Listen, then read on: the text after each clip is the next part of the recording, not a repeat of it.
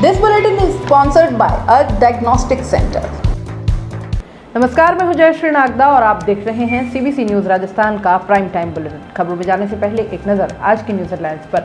उदयपुर की यह सड़क है दिव्य रास्ता, सीधा पहुंचाती है स्वर्ग। स्मार्ट सिटी ने न्यू केशव नगर के बाशिंदों को पेश की है स्वर्ग पहुंचाने वाली सड़क। राजनीतिक दबाव में काम करो नहीं तो एपीओ। घाटोल बीडीओ का एपीओ आदेश, आखिर किससे नाराजगी पड़ गई भारी।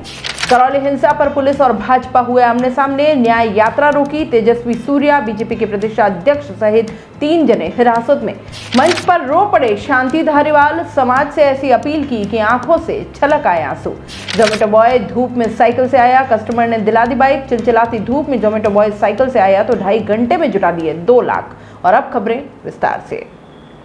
ये रास्ता जो आप देख रहे हैं अपनी स्क्रीन पर, आपको सीधे ले जाएगा स्वर्ग। जी हाँ, बिल्कुल ठीक सुना आपने। अब भला इन रास्तों पर चलने वालों को कब स्वर्ग दिख जाए कह थोड़ी सकते हैं। उदयपुर शहर के न्यू केशव नगर को यूनिवर्सिटी रोड से जोड़ने वाली इस दिव्य मुख्य सड़क, जिसे कि नागदा रेस्टोरेंट वाली गली के नाम से भी जाना जाता है, इसकी हालत बेहद दयनीय है। पिछले 1 वर्ष से इस सड़क मार्ग की ये हालत स्मार्ट सिटी के अंतर्गत हुए सीवरेज कार्य के दौरान हो गई है और इसके साथ ही सड़क से जुड़ा हुआ खुला नाला भी पूरी तरीके से टूट चुका है। स्मार्ट सिटी बनने की राह देखते देखते अब आंखें पथरा सी गई हैं। कितने ही लोग तो स्मार्ट सिटी का सपना आंखों में लिए दुनिया से विदा भी हो गए। पिछले कई समय से इस सड़क और नाले का कोई उद्धार नहीं हो पाया है, कोई धनी धोरी नहीं है इसका। मुख्य सड़क होने की वजह से यहाँ यातायात दबाव भी अधिक रहता है। सड़क पर सिर्फ गिट्टी बिछाई गई है जो गाड़ियों के आवागमन से इधर उधर फैलती रहती है और यहाँ के लोगों को और गुजरने वाले लोगों को तोहफे में टूटी हुई हड्डियां भी मिल सकती हैं। मिल क्यों सकती हैं, बल्कि आए दिन मिलती हैं। इसके लिए ये सभी रहवासी स्मार्ट सिटी और इसके जिम्मेदारों का दिल से धन्यवाद भी करते हैं एवं इनका सम्मान भी करना चाहते हैं। परंतु ये तेजस्वी लोग इस और कभी रुख ही नहीं करते, तो सम्मान कैसे किया जाए, इसलिए निराश हो जाते हैं। इस बिखरी हुई गिट्टी के परिणाम स्वरूप 2 व्हीलर के एक्सीडेंट भी खूब हो जाते हैं। कच्ची सड़क और टूटे नाले से उड़ने वाली धूल भी अत्यधिक मात्रा में होती है कि धूल का गुबार आसपास के इलाके में आसानी से देखा जा सकता है और इस वजह से सभी का श्वास तक लेना दुश्वार हो गया है। अब यहाँ की जनता नहीं समझती कि शरीर तो मिट्टी ही तो है, माटी से बना है, माटी में मिल जाएगा। अब इतनी दार्शनिक बातें इन्हें कहाँ समझ आएगी भला, पता नहीं। फिर भी ये लोग करबद्ध प्रशासन से क्यों विनती कर रहे हैं कि स्थिति को देखते हुए जल्द से जल्द सड़क सुधार का कार्य करवाया जाए और इन्हें राहत पहुंचाई जाए। गजब है, नगर निगम और स्मार्ट सिटी इन्हें स्वर्ग का रास्ता दिखा रही है और ये है कि जाना ही नहीं चाहते। अब आप सोचो कि जिम्मेदारों को इससे थोड़ी शर्म आ जाएगी और ऐसे दिव्य रास्ते को वो ठीक करवा देंगे तो इसे मानवीय भूल ही कहा जाएगा और क्या। पंचायती राज विभाग के शासन सचिव पीसी किशन ने आदेश जारी कर बांसवाड़ा के घाटोल बीडीओ को एपीओ कर दिया है। आदेश के तहत बीडीओ सुनील वर्मा उनकी उपस्थिति पंचायती राज विभाग के जयपुर मुख्यालय पर देंगे। इधर बिना किसी कारण के बीडीओ को एपीओ करने का मामला चर्चा में बन गया है। इसकी वजह बीडीओ के खिलाफ किसी तरह की कोई चार्जशीट या विभागीय जांच लंबित नहीं थी, ना ही जिला प्रशासन या जिला परिषद की ओर से उन्हें किसी मामले में दोषी पाया गया। ऐसे में एकल आदेश को लेकर चर्चाएं अब जोरों पर हो गई हैं। राजनीतिक गलियारों में चर्चा है कि बीडीओ के खिलाफ ये कार्रवाई राजनीतिक कारणों से हुई है। ये भी बात सामने आई है कि घाटोल पंचायत समिति की प्रधान हरकू देवी और उनके पति पूनम निनामा से लंबे समय से बीडीओ से वैचारिक मतभेद थे। 23 जुलाई को ही बीडीओ ने घाटोल पंचायत समिति में उनकी ज्वाइनिंग दी थी। बता दें कि हरकू देवी कांग्रेस समर्थित प्रधान हैं जिन्हें बीडीओ से बहुत ज्यादा उम्मीदें थी। सूत्रों की माने तो बीडीओ वर्मा ने आते ही राजनीतिक दबाव में काम करने से मना कर दिया। नियमों से विपरीत जाकर उन्होंने प्रधान के कहने से कोई काम नहीं किए। नाराजगी के बीच ही प्रधान पति पूनम निनामा ने लंबे समय से पंचायत समिति कार्यालय जाना भी छोड़ रखा है। प्रधान हरकू देवी शैक्षणिक योग्यता के हिसाब से केवल साक्षर हैं, जो कि अधिकांश काम उनके पति की सलाह से ही करती हैं। चर्चा ये भी है कि बीडीओ पंचायत समिति प्रधान से ज्यादा पूर्व संसदीय सचिव एवं जिला परिषद सदस्य नानालाल निनामा की बात को ज्यादा तवज्जो देते थे। घाटोल पंचायत समिति में अब तक अतिरिक्त विकास अधिकारी यानी कि एडीबीओ के तौर पर सेवाएं दे रहे दयाचंद यादव को पंचायती राज विभाग ने करीब 20 दिन पहले ही बीडीओ की पदोन्नति दी है। यादव बीते करीब 15 साल से इसी क्षेत्र में सेवाएं दे रहे हैं। चर्चा ये है कि अगले आदेश में यादव को घाटोल बीडीओ की कमान सौंपी भी जा सकती है। प्रधानपति पूनम नेनामा ने कहा कि वो इस बारे में व्यक्तिशः मिलकर ही कुछ बता सकते हैं। उन्होंने कहा कि वह कितना परेशान रहे हैं ये वो ही जानते हैं। दूसरी ओर नानालाल नेनामा ने कहा कि उन्हें कोई मतलब नहीं कि कौन अधिकारी आया और गया। बांसवाड़ा जिले से 2 मंत्री है, कांग्रेस का ही जिला प्रमुख है, वह ही ऐसे कारणों की जानकारी दे सकते हैं। जिला परिषद के सीईओ भवानी सिंह फलावत ने कहा कि बीडीओ वर्मा के खिलाफ कोई विभागीय कार्यवाही नहीं चल रही थी, एपीओ उच्च अधिकारियों की ओर से हुआ है, वह ही इस बारे में बता सकते हैं। इधर बीडीओ वर्मा ने यह कहा कि उन्होंने किसी विवाद में पड़ने की बजाय नियम कायदों पर चलना पसंद किया है, सरकारी आदेश की पालना करेंगे। करौली दौसा बॉर्डर पर रोकने के बाद भाजपा पदाधिकारी धरने पर बैठ गए थे। वे करौली जाने की मांग पर अड़े रहे। राजस्थान में करौली के दंगा पीड़ितों से मिलने के लिए निकाली गई भाजपा की न्याय यात्रा करौली पहुंचने से पहले ही रोक दी गई। इसके बाद दौसा करौली बॉर्डर पर जमकर बवाल भी हो गया। पुलिस और भाजपा कार्यकर्ताओं के बीच झड़प हुई। भाजपा नेता नहीं माने तो पुलिस ने भारतीय जनता युवा मोर्चा के राष्ट्रीय अध्यक्ष तेजस्वी सूर्या, भाजपा के प्रदेश अध्यक्ष सतीश पुनिया और सांसद मनोज राजौरिया को हिरासत में ले लिया है। भाजपा नेताओं को मेहंदीपुर बालाजी मोड़ पर मंगलम मिडवे ले जाकर छोड़ दिया गया। इससे पहले सैकड़ों कार्यकर्ताओं के साथ पहुंचे सूर्या को करौली बॉर्डर पर पुलिस ने बैरिकेड्स लगाकर रोक दिया। करौली जाने के लिए अड़े सूर्या और अन्य नेता बॉर्डर पर ही धरने पर बैठ गए। पुलिस की समझाइश के बाद भी जब वह नहीं उठे तो उन्हें हिरासत में लिया गया। बुधवार सुबह जयपुर से रवाना हुए भाजयुमो राष्ट्रीय अध्यक्ष और भाजपा प्रदेश अध्यक्ष के काफिले को गंगापुर सिटी रोड पर जाने से रोकने के लिए दौसा जिले के सिकंदरा थाना क्षेत्र में भी नाकाबंदी की गई, लेकिन काफिला जयपुर आगरा हाईवे से सीधा महुआ के लिए रवाना हो गया।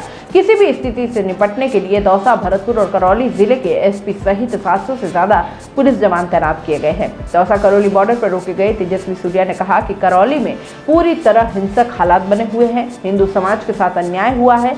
उन्होंने कहा कि हमने प्रण लिया है कि या तो करौली जाएंगे या जेल जाएंगे। इसके साथ ही वे निर्दोष को मामले में नहीं फंसाने, आरोपियों की शीघ्र गिरफ्तारी, पीड़ितों को मुआवजा देने की मांग भी कर रहे हैं। सड़क पर धरने पर बैठने के बाद पुलिस प्रशासन के अधिकारियों की ओर से समझाइश की गई है। इससे पहले तेजस्वी सूर्या ने जयपुर में कहा कि राजस्थान में कानून व्यवस्था पूरी तरह बिगड़ चुकी है। संवैधानिक तरीके से कानून व्यवस्था मेंटेन करना सरकार की जिम्मेदारी है। इसमें गहलोत सरकार पूरी तरह से नाकाम हो गई है। गैर कानूनी तरीके से तुष्टीकरण की राजनीति की जा रही है और इसके खिलाफ हिंदू समाज को करौली में विश्वास दिलाने के लिए पूरे प्रदेश से भारतीय जनता युवा मोर्चा कार्यकर्ता करौली जा रहे हैं। भारतीय जनता युवा मोर्चा के राष्ट्रीय अध्यक्ष तेजस्वी सूर्या, भाजपा के प्रदेश अध्यक्ष सतीश पुनिया और सांसद मनोज राजौरिया को हिरासत में ले लिया गया।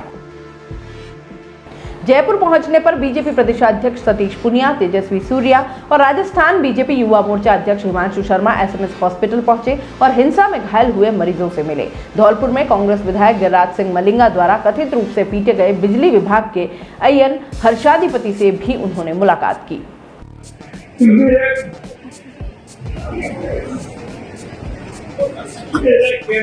यूडीएच मंत्री शांति धारीवाल एक कार्यक्रम में मंच पर ही भावुक हो गए और रोने लग गए। उनकी आंखों से आंसू छलक आए।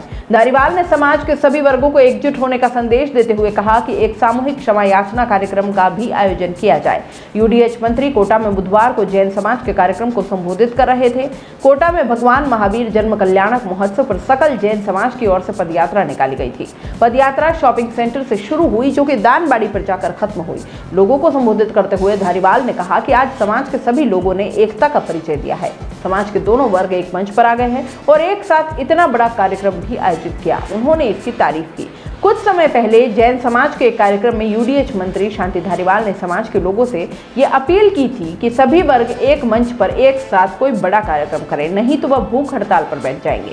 बुधवार को जैन समाज के दोनों वर्गों ने मिलकर सामूहिक कार्यक्रम किया और इसके तहत अहिंसा यात्रा भी निकाली गई। धारीवाल ने आगे कहा कि जैन समाज के कार्यक्रमों में पूरे परिवार की सहभागिता हो, इसके लिए भी प्रयास किए जाए। उन्होंने लोगों से अपील की कि एक क्षमा याचना कार्यक्रम भी सामूहिक रूप से पूरा जैन समाज मिलकर करे और यही अपील करते हुए वे भावुक हो गए। उन्होंने कहा कि मेरी हाथ जोड़कर विनती है कि सामूहिक कार्यक्रम समाज करे। दुर्गा शंकर मीना एक जोमेटो बॉय हैं। उन्होंने बताया कि वह सावर के रहने वाले हैं। 12 सालों तक एक प्राइवेट स्कूल में इंग्लिश के टीचर रहे। कोरोना काल में स्कूल बंद होने से वे बेरोजगार हो गए। घर में भी कोई नहीं और पिता का देहांत हो चुका। मां नाता विवाह कर छोड़ के चली गई और गांव में पुश्तैनी घर था, लेकिन डूब में आने के कारण उसका मुआवजा भी मिल चुका था और अब वहां रहने जैसा कुछ नहीं रहा। पिता की मौत और मां के नाते चले जाने के बाद आगे पीछे कोई नहीं था। ऐसे में शादी भी अभी तक इनकी नहीं हो पाई। 7 महीने पहले भिलवाड़ा आए और 4 महीने पहले पेट पालने के लिए जोमेटो में डिलीवरी बॉय की नौकरी शुरू कर दी। मीना आगे बताते हैं कि घर नहीं होने के कारण रेस्टोरेंट में ही जगह मिलने पर सो जाते हैं। दुर्गा ने बताया कि उन्होंने गांव में ही 10वीं तक प्राइवेट स्कूल की पढ़ाई की, फिर 12 साल तक 5वीं से 10वीं तक की क्लास को पढ़ाया। शुरुआत में 1200 रुपए महीना मिलता था और धीरे धीरे सैलरी बढ़कर 2020 में 10,000 रुपए हो गई। मगर लॉकडाउन के बाद नौकरी चली गई और 1 साल तक सेविंग से गुजारा किया। 40,000 रुपए का पर्सनल लोन भी ले लिया, मगर अब रुपए खत्म होने लगे तो भिलवाड़ा आ गए और जोमेटो में नौकरी कर ली। ये कहानी बहुत आसान थी अब तक, लेकिन अब जो मैं आपको बताने जा रही हूँ वो कुछ अलग सा है। आगे की सुनिए। अब कोरोना संकट काल में इंग्लिश टीचर की नौकरी चली गई तो वह चिलचिलाती धूप में साइकिल पर जोमेटो का ऑर्डर घर घर पहुंचाने को मजबूर हो गया। रुपयों की किल्लत इतनी कि कभी सड़क तो कभी रेस्टोरेंट पर रात गुजारनी पड़ती थी। एमए पास डिलीवरी बॉय की हालत देखकर 18 साल के एक कस्टमर का दिल ऐसा पसीजा कि उसने उसको बाइक दिलवाने की ठान ली। कस्टमर ने ट्विटर पर लोगों से मदद मांगी और क्राउड फंडिंग से मात्र 2 घंटे में 1,90,000 रुपए कलेक्ट हो गए। इसके बाद डिलीवरी बॉय को स्प्लेंडर बाइक दिलवाई गई और बाकी के रुपयों से डिलीवरी बॉय अपना लोन भी चुकता करेगा। भीलवाड़ा के रहने वाले 18 साल के आदित्य शर्मा ने क्राउड फंडिंग कर जोमेटो बॉय दुर्गा शंकर मीना को मंगलवार को स्प्लेंडर बाइक दिला दी। आदित्य ने बताया कि 11 अप्रैल को जोमेटो पर कोल्ड ड्रिंक का ऑर्डर दिया था। दोपहर 2 बजे 40 डिग्री तापमान और चिलचिलाती धूप में दुर्गा शंकर ऑर्डर लेकर आए। आदित्य ने बताया कि डिलीवरी बॉय साइकिल पर भी टाइम पर ऑर्डर लेकर आ गया था और उससे बात करने पर उसकी माली हालत के बारे में पता चला। जाने लगा तो उसका मोबाइल नंबर ले लिया और इसके बाद किसी तरह जोमेटो से उसके बारे में और जानकारी जुटाई। आदित्य ने बताया कि डिलीवरी बॉय को बाइक देने का मन बनाया, मगर अकेले यह संभव नहीं था। तब शाम 4 बजे एक ट्वीट किया। ट्विटर पर दुर्गा शंकर की एक फोटो अपलोड करके उसकी हालत और काम के बारे में बताया। बाइक दिलवाने के लिए 75,000 रुपए की मदद मांगी और इसके बाद मदद के लिए कई लोगों के ट्वीट आए। आदित्य ने बताया कि दुर्गा शंकर की मदद के लिए ट्वीट करने के 2.5 घंटे बाद ही करीब 1,90,000 की मदद मिल गई। आलम यह हो गया कि लोगों से मदद बंद करने की अपील भी करनी पड़ी। आदित्य ने दुर्गा शंकर को शोरूम में ले जाकर 90,000 की बाइक दिलाई और बाइक की चाबी देने पर उसकी आंखों में आंसू आ गए। उसने कहा, पुरानी साइकिल पर अपने ऑर्डर डिलीवर कर घर गुजारा करता है। परेशानी होती थी, मगर पेट पालने के लिए ये जरूरी था।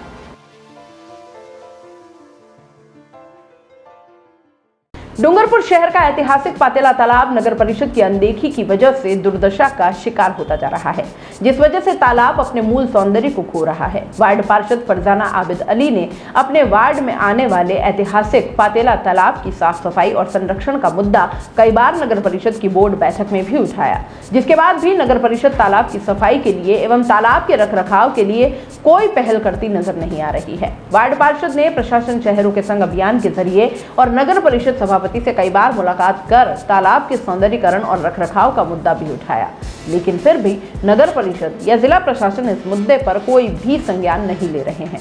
तालाब में फैली जलकुंभी तालाब के पानी को दूषित कर रही है। वहीं तालाब में डाली गई वेस्ट सामग्री और प्लास्टिक की थैलियां, बोतलें और कपड़े तालाब के पानी को गंदा कर रहे हैं, जिसको लेकर तालाब की साफ सफाई करवाने की जरूरत है। वार्ड पार्षद ने तालाब की सफाई के लिए नगर परिषद को नाव लगाकर जलकुंभी हटाने की मांग रखी थी तथा तालाब के चारों तरफ फैली गंदगी और कंटीली बबूल की झाड़ियों को कटवाने की मांग की थी।